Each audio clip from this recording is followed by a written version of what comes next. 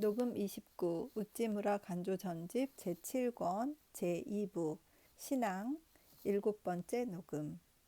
잠깐 기도드리고 녹음하겠습니다. 주님의 은혜를 감사드립니다. 하나님 아버지, 귀하신 우찌무라 간조 선생님 책을 읽으면서 신앙이 정리되고 신앙이 또 점점 더 잘할 수 있는 소스가 생기는 것 같다는 느낌을 가지고 있습니다.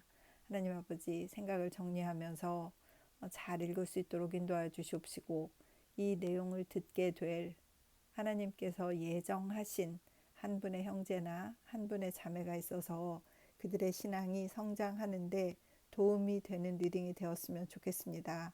부족하지만 힘을 다해서 잘 읽을 수 있도록 인도하여 주시옵시고, 내용이 잘 전달될 수 있도록 인도하여 주시어서 이 글이 헛되이 땅에 떨어지는 일 없도록 주님 붙잡아 주시옵시고, 인도하여 주시옵시고, 보호하여 주시옵소서. 감사드리며 고마우신 우리 주 그리스도 예수님 이름 받들어 기도드렸사옵나이다. 아멘. 오늘은 신앙의 유지입니다. 신앙 지속의 어려움. 일본 같은 비기독교 국가에서 기독교의 신앙을 지속해 나가기는 쉬운 일이 아닙니다. 일본은 문명국이기는 하지만 그 사회 조직은 완전히 동양적입니다. 그리고 동양의 정신은 많은 면에 있어서 기독교로서 쌓아 올린 서양의 정신과는 정반대이기 때문에 서양의 정신인 기독교의 이상을 이 일본 안에서 시행해 보려 한다는 것은 실로 어려운 일 중의 어려운 일입니다. 그렇겠죠. 일본같이 척박한 환경에서. 그래서 우찌무라 선생님이 대단하신 것 아니겠습니까? 누구도 해본 일이 없는 일이고 해보려고 한다고 해도 마음뿐인데, 이분은 실천을 하고 평생을 바쳐서 정말 그리스도를 전하고 일본을 새로 세우려고 정말 애쓰신 분이잖아요. 그 일본이 바르게 서가는 어느 한 귀퉁이에 우찌무라 간조 선생님의 노력이 분명히 있었다. 저는 이렇게 생각합니다. 우리는 뭐 일본을 싫어하고 저도 뭐 그렇게 선호하지는 않지만 그래도 그나마 그 가운데 바른 사람들이 없지는 않을 거잖아요. 그들 가운데, 그들의 신앙 가운데 우찌무라 간조 선생의 사상이 분명히 한 귀퉁이, 한 목, 한 초석을 했다고 이렇게 생각이 듭니다.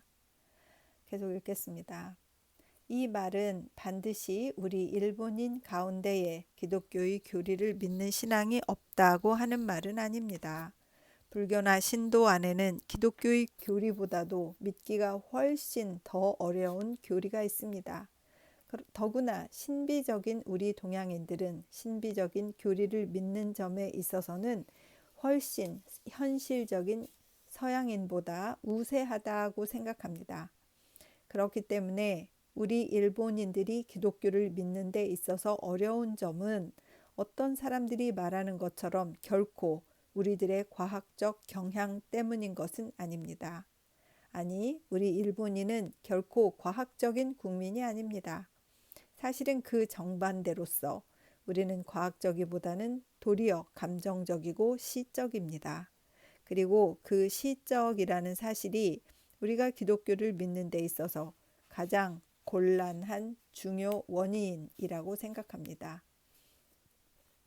한편에서 보면 지극히 따스하게 보이는 기독교가 다른 한편에서 보면 또한 극히 차가운 종교입니다. 예수께서 말씀하시기를 누구든지 내게 오는 사람은 자기 부모나 아내나 자식이나 형제나 자매를 버려야 한다. 또 자기 목숨까지도 버리지 않으면 내 제자가 될 수 없다. 누가복음 14장 26절. 이것이 냉혹한 말이 아니고 무엇이겠습니까? 이것이 몰인정이 아니면 어떤 것이 몰인정입니까? 그런데 기독교는 그 어떤 경우에는 거의 문자 그대로 이렇게 실천할 것을 그 신자들에게 요구하고 있습니다. 만일 어떤 사람이 주님 먼저 가서 내 아버지를 장사하고 오게 해주십시오 하고 말하는 자가 있다고 하면 예수는 이에 대답하기를 죽은 자들을 장사하는 일은 죽은 자들에게 맡겨두고 너는 가서 하나님의 나라를 전파하라. 누가복음 9장 59절 60절고 했습니다. 또한 바울은 하나님의 부르심을 받아 복음 전파자가 되자마자 그때 곧 혈육과 의논하지 않고 그 명령에 순종했다는 것입니다. 이런 일들은 우리 동양 사람의 눈으로 보면 참으로 극도의 불충실이며 만일 이런 일들을 오늘날 그들 가운데에서 실행하려고 하는 사람이 있다면 그들은 누구나 다 몰려들어 그런 폐륜의 무리를 박멸해 버리려고 할 것입니다. 동양의 사회는 일륜이라고 하는 정실적 도덕에 의해 성립되어 있습니다. 그런데 기독교는 대개의 경우 이런 종류의 도덕을 돌보지 않으므로 여기 이 사회와 이 종교와의 큰 충돌이 일어나게 되는 것입니다. 그리고 이 충돌은 부득이한 것입니다.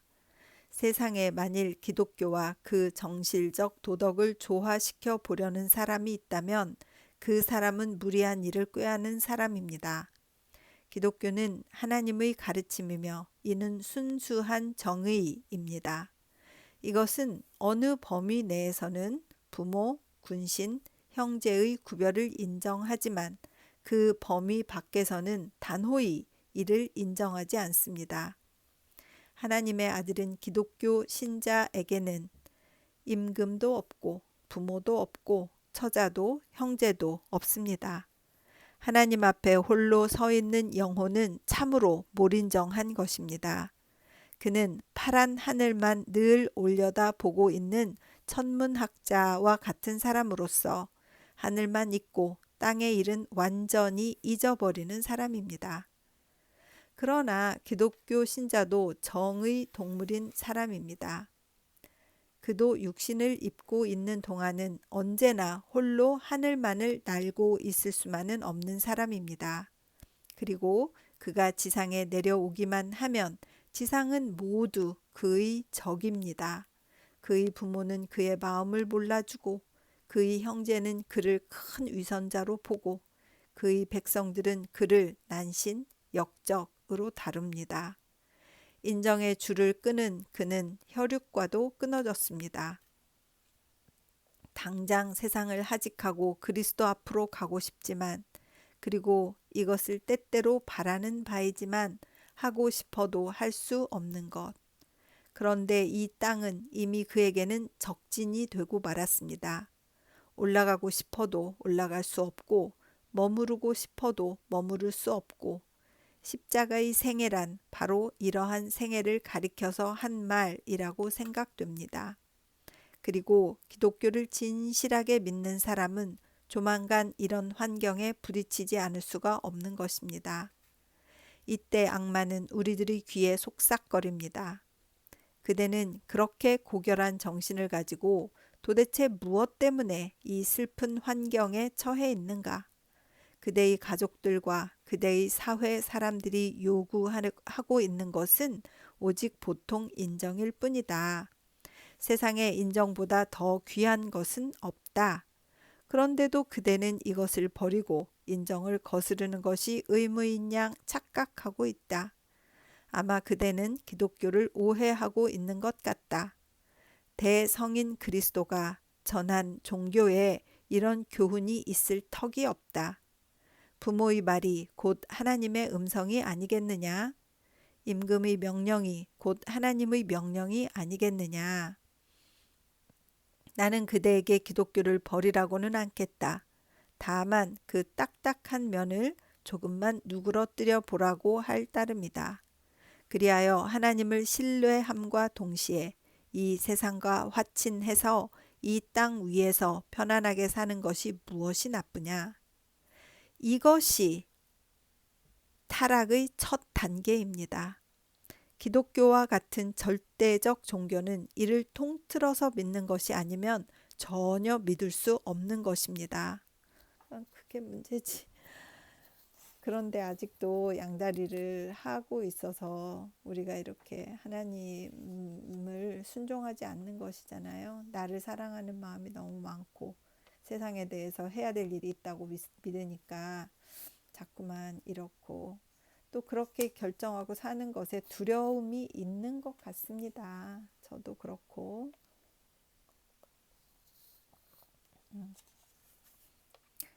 아이고, 늘 이렇게 또 도전을 받습니다. 타락의 첫 단계인데 이 말이 정말 얼마나 맞는 말인가 이런 생각이 드는 거예요. 그렇죠? 계속 읽을게요. 우리가 비록 그중 대부분을 믿는다고 하더라도 그 중에 일부분을 믿지 않는다면 머지않아 그 전부를 버리고야 말게 됩니다. 양보해서는 안 될 것을 한 발자국씩 양보하다 보면 마침내는 신앙 전부를 양보하지 않을 수 없게 됩니다. 내가 보는 바에 따르면 일본인 중에 많은 기독교 신자는 인정의 줄을 끊지 못해서 마침내 본래의 불신자로 되돌아갔습니다. 그들의 정실은 참으로 동정할 바가 없지 않습니다. 그러나 그들은 기독교를 믿음으로써 얻게 되는 보상의 값어치를 헤아릴 줄을 몰랐습니다. 그들은 성을 쌓다가 그 공사가 너무도 어려운 것을 알고 중도에서 건축을 그만두고 말았습니다. 아우, 제 말을 하는 것 같아서. 아이고, 그들은 적국과 싸움을 하다가 적이 너무도 강한 것을 알아차리고 중도에서 화친하자고 제의했습니다. 그리하여 그들은 세상 사람들의 비웃음을 사고 또 스스로 자신에 대해서 신용을 잃고 맛 잃은 소금 같은 사람들이 되어서 눈에 거름으로도 쓸모가 없는 존재가 되고 말았습니다. 누가복음 14장 25절 이하 참조. 그리고 우리 일본의 기독교 신자가 이렇게도 인정에 약해서 지고 마는 것은 꼭 그 사회가 인정의 사회이기 때문만은 아닙니다. 우리 자신이 강한 인정의 아들이기 때문입니다. 우리들은 이성을 존중하지만 그러나 태어날 때부터 감정이 높은 인종입니다. 충이나 효 따위는 도리이기보다는 오히려 정입니다. 혹은 정이 변해서 도리가 된 것입니다.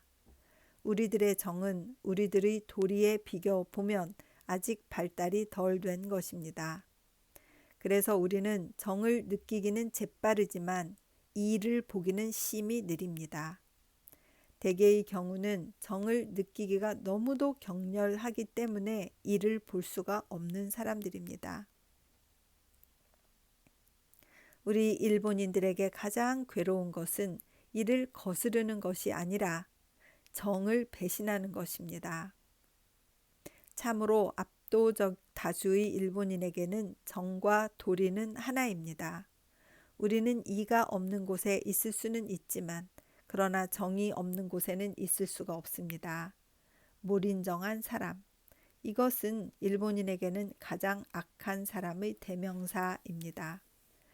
이렇게도 열정을 추구하는 일본인은 기독교와 같은 육신의 정 밖에 서는 종교에는 오래 견뎌낼 수가 없습니다. 육신의 형제 말고는 형제가 무엇인지를 모르는 우리들은 영적인 형제만 가지고는 마침내 어딘지 모르게 부족함을 느낍니다.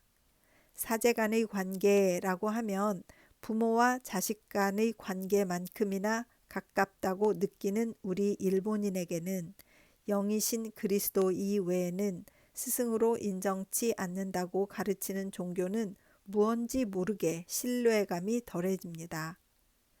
일본인 중 다수가 기독교에 들어온 중요한 동기는 이러한 데서 신실하고 인정에 두터운 일본적인 단합을 얻기 위해서입니다. 그런데 기독교회는 인정의 단체가 아니라 신앙, 즉 하나님께 대한 신앙과 이 주의의 결합체라는 것을 알자.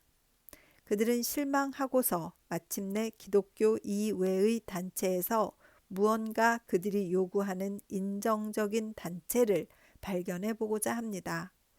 그들 중 대다수가 기독교를 떠난 다음 사회주의 등에 투신하는 것도 바로 이 때문이라고 생각합니다.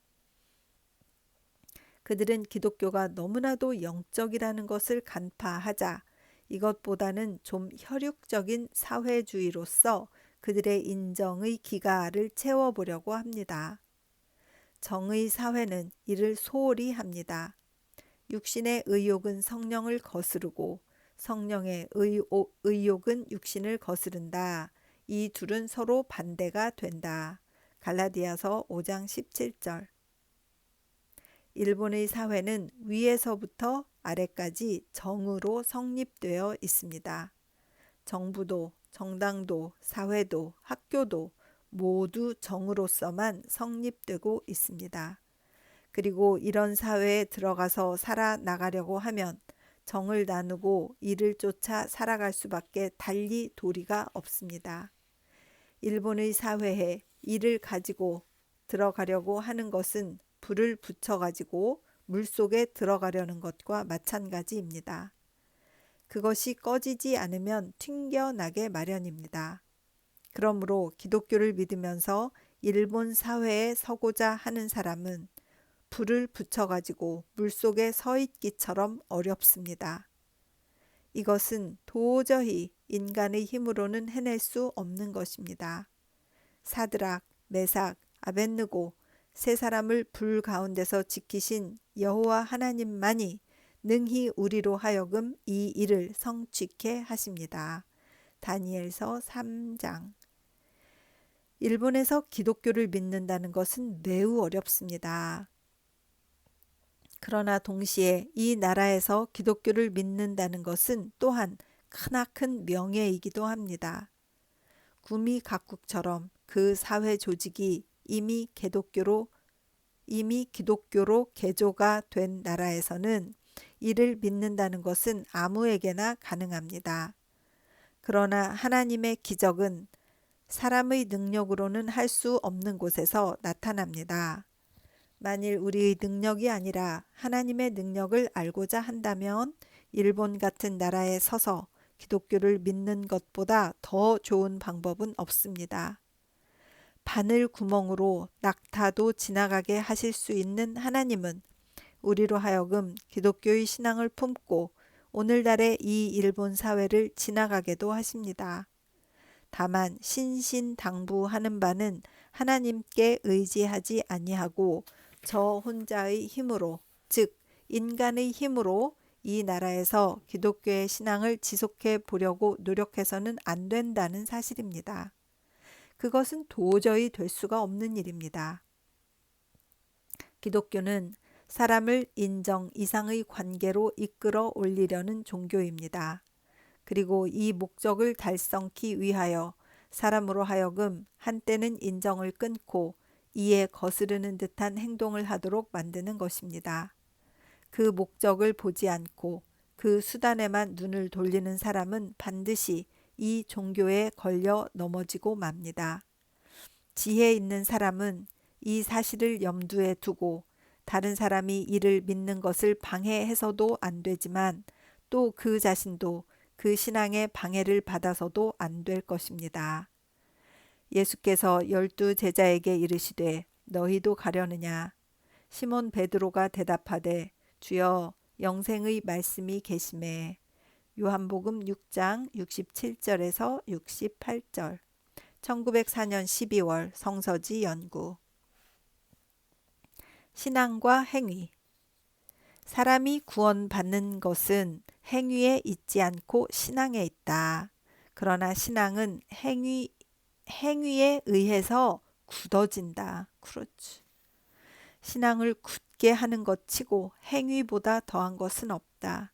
그렇지. 행위가 어떨 땐 더 어려운 것 같아요.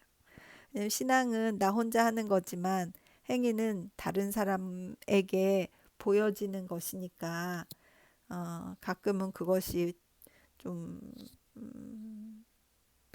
어려움, 괜히 무언가를 의식하게 되고 또 우리가 또 세상의 어떤 법칙에 그 아래에서 일을 하고 있다거나 이렇게 할 때는 행위를 하는 것이 왠지 좀 익숙하지 않은 그런 것들도 많이 있는 것 같습니다. 그렇죠.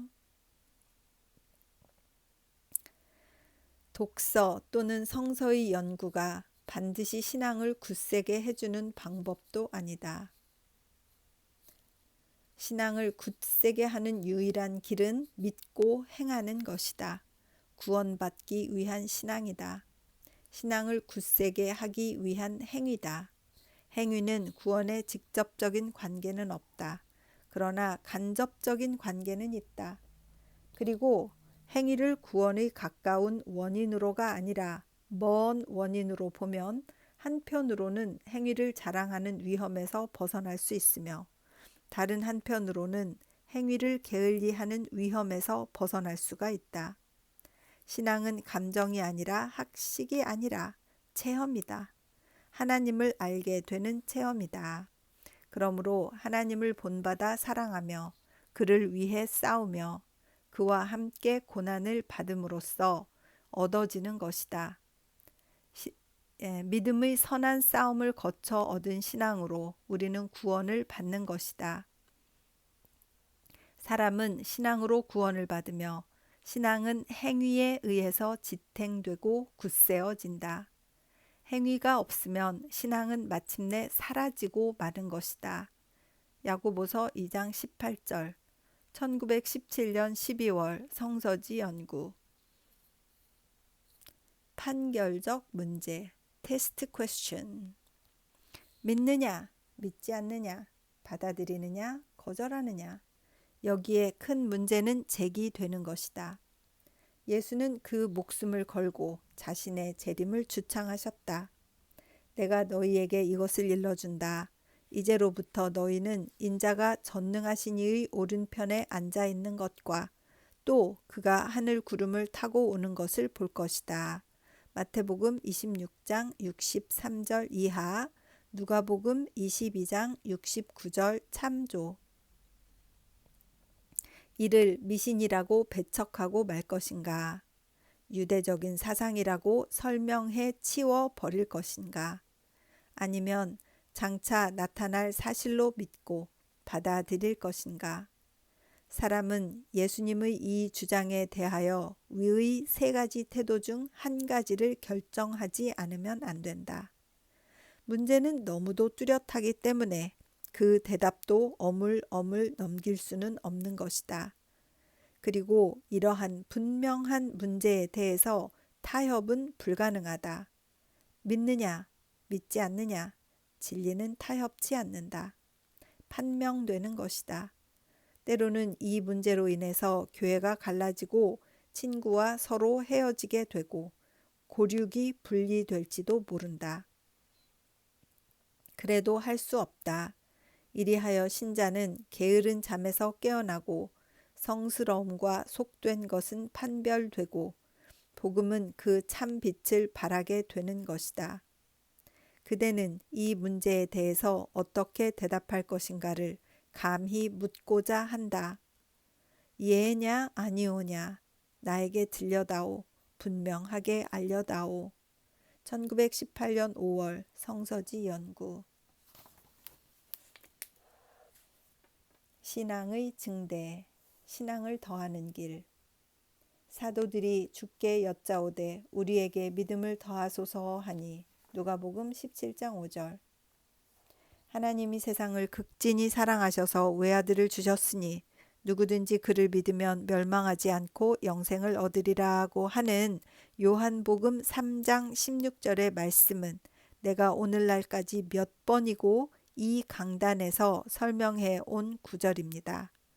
그러나 이런 말씀은 그 의미가 너무나 깊기 때문에 그것이 우리들에게 가르치는 바는 아무리 배워도 다 배울 수가 없습니다.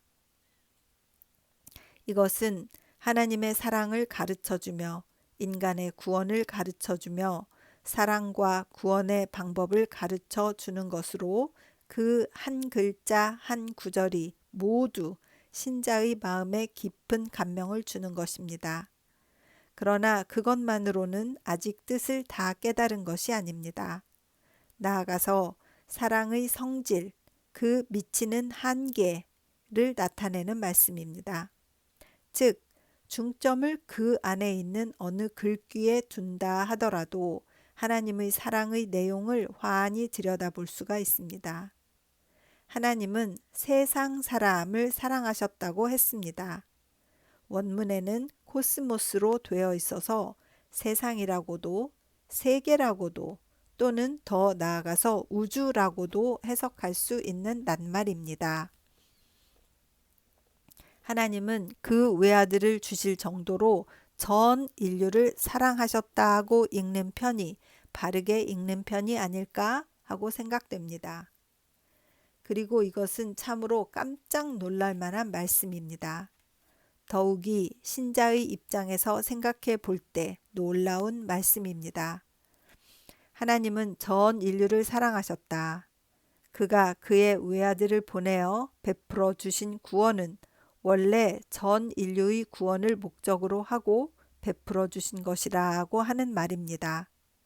이런 말을 들으면 많은 신자의 마음에서 그 신앙이 식어져 버립니다.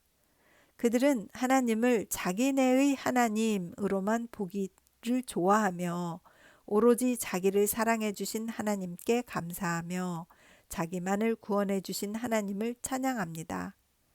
그런데 그 하나님의 사랑이란 원래 전 세계의 인류를 구원하신 목적으로 나타나신 것이라는 말을 들으면 그 사랑은 전반적인 것이 되었기 때문에 그 강도와 깊이가 사라져 버리는 것처럼 느끼는 것입니다. 그러나 하나님의 말씀은 흔들리지 않습니다. 하나님께서는 첫째로 그 외아들을 보내셔서 전 인류를 구원하시는 길을 열어주셨습니다. 전 세계를 구원하는 것, 이 세계를 그리스도의 세계로 바꾸어 놓는 것, 이것이 하나님께서 그 외아들을 보내셔서 완수하신 사업의 목적이었던 것입니다. 그리고 이러한 목적을 가지고 나타난 복음이었기 때문에 우리는 서로 이를 믿어 멸망하지 않고 영생을 얻을 수가 있는 것입니다. 만일 이것이 어떤 소수의 무리를 구원하기 위한 복음이었다면 우리들은 각자 그 구원에서 누락될 염려가 있는 것입니다. 전 인류를 위해서 베풀어 주신 구원이기 때문에 인류의 한 사람으로 태어난 나에게도 그 구원에 참여할 수 있는 자격이 있다고 하는 사실을 믿을 때에 나는 담대하게 은혜의 보좌 앞에 가까이 갈 수가 있습니다. 이렇게 보면 그리스도의 구원, 따라서 크리스천의 신앙이란 어떤 것인가를 알 수가 있습니다. 우리들 각자의 신앙이란 하나님께서 특별히 우리만을 사랑하셨기 때문에 주신 것이 아니라는 것입니다. 이것은 하나님께서 세상, 즉 전 인류를 구원코자 하신 목적을 이루기 위하여 우리들 각자에게 주신 것입니다. 다시 말하면 우리들의 신앙은 사적인 것이 아니라 공적인 것입니다. 전 인류가 주고 우리는 종입니다. 그리고 이러한 성질의 것이기 때문에 우리들의 신앙은 자신을 위해서 사용하려고만 하면 없어져 버리고 말지만 하나님과 인류를 위해서 사용하려고 하면 점점 더 왕성해집니다. 그리고 이 사실을 알기만 하면 믿음을 기르는 길이 뚜렷해지는 것입니다. 주님, 우리에게 신앙을 더하여 주십시오 하는 말은 신자들 누구나의 기도지만 신앙이 더하여진다고 하는 것은 우리들 각자 안에 피차 따로따로 신앙이 불타오르게 되는 것은 아닙니다. 자기 이외의 사람을 향하여 자기의 신앙이 퍼져 나가는 것이요 곧 전 인류를 구원코자 하는 하나님의 거룩한 뜻에 얼마만큼이라도 부합하게 되기에 이르는 것입니다. 그러므로 우리들은 신앙을 더해 주시기를 기도함과 아울러 전 인류를 향하여 우리들의 마음을 돌리지 않으면 안 됩니다. 신앙을 더하는 수단 방법으로서 맨 먼저 사람을 떠나서 하나님 계신 것만 알고 사람 있는 것은 모르는 상태에서 우리들을 놓고자 하는 것이 우리들이 늘 취하는 태도지만, 그러나 그것은 근본적으로 틀린 태도라고 하는 것이 그리스도의 이 말씀에 비추어 보아서 분명합니다. 예수는 너희가 내 계명을 사랑하면 내 계명을 지켜야 한다. 요한복음 14장 15절고 말씀하셨습니다. 또 내 계명은 이것이다. 내가 너희를 사랑한 것 같이 너희도 서로 사랑하라. 요한복음 15장 12절고도 말씀하셨습니다. 이것은 예수께 대한 사랑이란 우리의 서로에 대한 사랑과 같은 것이라고 하는 가르침입니다. 즉, 신앙생활에 있어서 우리들은 단독적으로 우리의 사랑 또는 신앙을 유지하거나 지속할 수가 없다고 하는 가르침입니다. 나는 아무리 노력해도 나 혼자로서는 나의 신앙을 굳세게 할 수가 없는 것입니다. 나의 사랑도 신앙도 나의 동정의 넓이와 정비례하는 것입니다. 내가 나 이외의 사람을 한 사람 사랑하면 나의 신앙은 2배가 됩니다. 10사람을 사랑하면 10배가 되고 100사람을 사랑하면 100배가 되고 전국을 사랑하면 전국만큼 커지고 전 세계를 사랑하면 세계만큼 커지는 것입니다. 하나님의 사랑은 전 인류를 구원코자 하시기 때문에 전 세계에 넘쳐 흐르고 있습니다. 그러므로 나는 나의 사랑을 넓게 펼치면 펼칠수록 나의 사랑과 신앙도 넓힐 수가 있는 것입니다. 이를 자기의 확장이라고 일컬어도 좋을 것입니다. 참으로 간단 명료한 일입니다. 인류 또는 humanity라고 하면 너무나 범위가 커서 도저히 보통 사람으로는 미치지 못하는 것이라고 생각하기 쉽습니다. 그러나 그렇지 않습니다. 자기 이외의 사람은 모두 인류입니다. 하나님이 그 외아들을 주실 정도로 사랑하셨다고 하는 코스모스, 즉 세상인 것입니다. 우리가 자기라고 하는 좁은 골방에서 뛰쳐나오면 인류에게 접할 수가 있습니다. 오늘 이 강당에 모인 600명 내지 700명의 청중은 인류의 일부분입니다. 그러나 그것도 너무 많다고 생각되면 여러분 각자의 이웃 자리에 앉아 있는 사람이 인류의 좋은 대표자입니다. 당신은 그 한 사람을 사랑함으로써 당신 자신을 2배로 크게 할 수가 있습니다. 당신은 신앙이 약한 것을 한탄하지만 혼자서 하늘을 우러러보고 부르짖지 말고 옆에 있는 어떤 사람에게 마음을 쏟아주며 그의 무거운 짐을 얼마쯤이라도 저어주어 보십시오. 그리하면 즉시 당신의 마음에 신앙의 열이 높아짐을 경험할 것입니다. 그것은 하나님이 인류를 위하여서 베풀어 주신 구원의 힘이 그만큼 당신의 마음속에 들어갔기 때문입니다. 2-3 사람이 내 이름으로 모인 곳에는 나도 그곳에 있겠다고 예수는 말씀하셨습니다. 이것은 예수는 큰 집회보다도 작은 집회를 더 좋아하신다는 말은 아닙니다.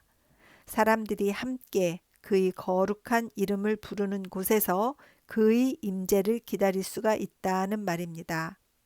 말보다 사실이 증명합니다.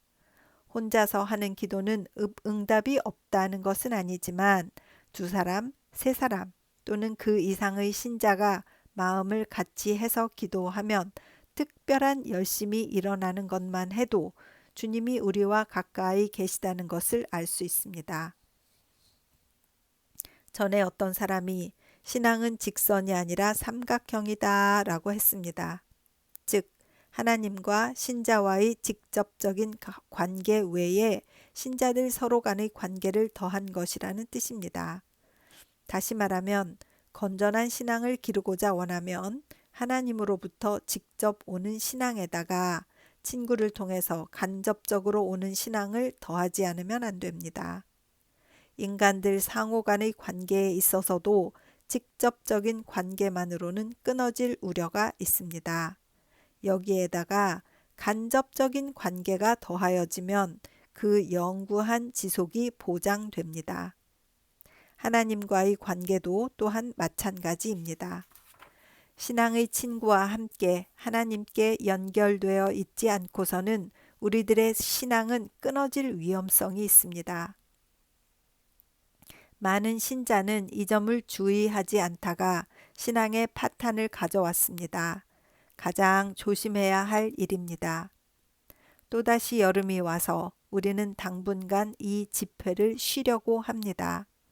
그런데 어떻게 신앙적으로 이 여름을 이용할까 하는 것은 피차가 생각해야 될 문제입니다. 혹은 자연에 접함으로써 곧장 천부의 뜻을 들여다보는 것도 좋을 것입니다. 혹은 평생 읽지 못하던 책을 읽고 신앙을 굳세게 하는 것도 좋을 것입니다. 그러나 우리들은 이 여름을 친구 사귀는 기간으로 이용할 것을 잊어서는 안 됩니다. 날씨가 더워서 우리가 집안에만 틀어박혀 있을 수 없기 때문에 우리는 자기의 좁은 골방을 나와서 넓은 세계에서 널리 같은 신앙의 벗을 찾아야 할 것입니다. 그렇다고 이것은 곧 사교계에 나서라는 것은 아닙니다.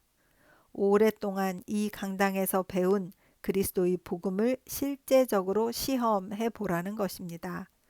즉, 남에게 대접을 받고자 하는 대로 너희도 남을 대접하라는 황금률을 실제로 실천해 보라는 것입니다. 그리고 이것을 행할 수 있는 길은 하나님의 말씀을 비뚤어지게 하지 않으며 우리는 진리를 밝히 드러냄으로써 하나님 앞에서 우리 자신들을 모든 사람의 양심에 추천합니다. 고린도후서 4장 2절 하는 바울이 말한 대로입니다. 즉 복음으로써 채워진 사랑을 가지고 곧장 다른 사람의 양심에 임하는 것입니다. 이것이 참된 벗을 얻는 유일한 길입니다. 비록 어떤 사람은 이를 받아들이지 않고 도리어 비웃고 배척하는지 모르나 그런 사람은 불행합니다. 비록 그런 사람이 있다 하더라도 실망해서는 안 됩니다. 만일 당신이 참된 신앙의 벗 한 사람을 얻는다면 당신은 평생의 벗, 아니 영원한 벗을 얻는 것이 됩니다. 이를 얻기 위하여 많은 모험을 할 충분한 가치가 있습니다. 당신은 그의 영혼을 구원함과 동시에 당신 자신의 영혼을 살리는 것이 됩니다. 나는 과거 몇 년 동안 이렇게 해서 여름을 보낼 수가 있었습니다. 올해도 또한 같은 은혜를 입고자 합니다.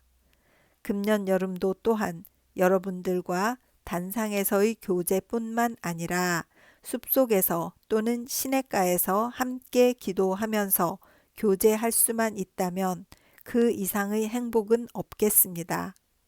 그렇게 하기 위해서 여러분도 또한 약간의 비용과 시간을 아끼지 말아 주시기를 바라는 바입니다.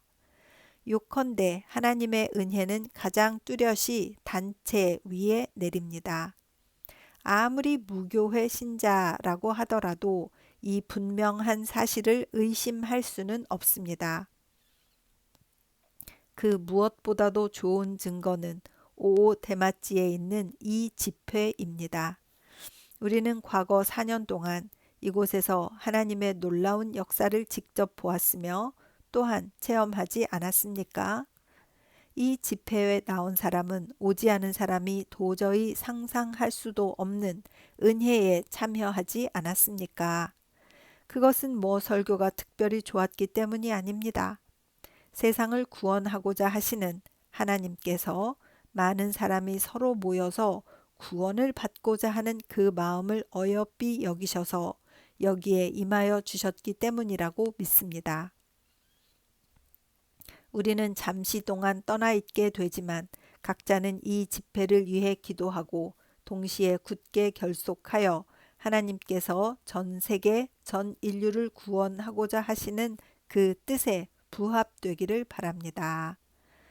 괄호 열고 6월 17일 본학기 최후의 성일날 도쿄 오오데마치 대일본 위생회 광장에서 만원 청중에게 강론한 것 괄호 닫고 1923년 6월 성서지 연구. 그래서 오늘은 여기까지 하도록 그렇게 하겠습니다. 참 의미 있는 한 편의 설교를 들은 것 같이 되게 기쁘고, 지금 저도 이 교회 생활을 하는 데 있어서, 모임을 갖는 데 있어서 사랑하는 자매님이 이사를 가셨기 때문에 조금 어려움을 겪고 있기는 한데, 이 일에 대해서도 빠른 해결책을 찾아서 정상적인 신앙생활을 잘하고 싶다. 함께 어울리는, 정말 저도 두세 사람의 그 형제를 찾고 있거든요. 같이 교제할 수 있는. 그래서 그런 분을 만나서 또 교제하며 말씀 보며 같이 신앙을 격려하며 살고 싶다 이런 생각을 하고 있는데, 이게 잘 나타나지가 않아요. 여기가 워낙 시골이고 몇 분 살고 있지 않은 데다가 서로 교제를 안 하거든요, 한국 분들이. 그래서 저도 또 아는 분이 없고, 그래서 이 말씀이 되게 저에게도 간절한 기도 제목이구나 이런 생각이 들고, 주님께서 또 교제할 자매를 보내주셔서 이곳에서 함께 교제할 수 있게 하시고 만나게 해주셨으면 좋겠다는 생각을 하며 기도를 계속 하기를 원합니다. 꼭 주님께서 길을 열어주실 것으로 생각하고 있습니다. 기도드리겠습니다. 주님, 은혜를 감사드립니다. 두세 사람이 내 이름으로 모인 곳에 나도 그들 중에 함께 있겠다고 하신 말씀이 특별히 더 가슴에 남고, 지금 혼자 이렇게 나에게 성령님이 계시니까 좋아. 그래도 나는 우찌무라 간조 선생님과 교제하는 거야. 이렇게 생각하고 있지만 이것만으로 충분하지 않다고 생각되니 주님께서 은혜를 베풀어 주셔서 이 부분에 대해서 제가 어떤 일을 실천하고 어떤 일을 행해 나갈 수 있을지를 알려주시기를 간절히 바라고 기도드립니다. 하나님 아버지, 그냥 버려두시지 않을 것이라 생각하고 있고, 또 제가 잘 찾아 나서서 이 일들을 해결해 나갈 수 있도록 인도하여 주시옵소서. 함께하여 주신 고맙고 고마우신 우리 주 그리스도 예수님 이름 받들어 기도드립니다. 아멘. 사랑하고 축복합니다.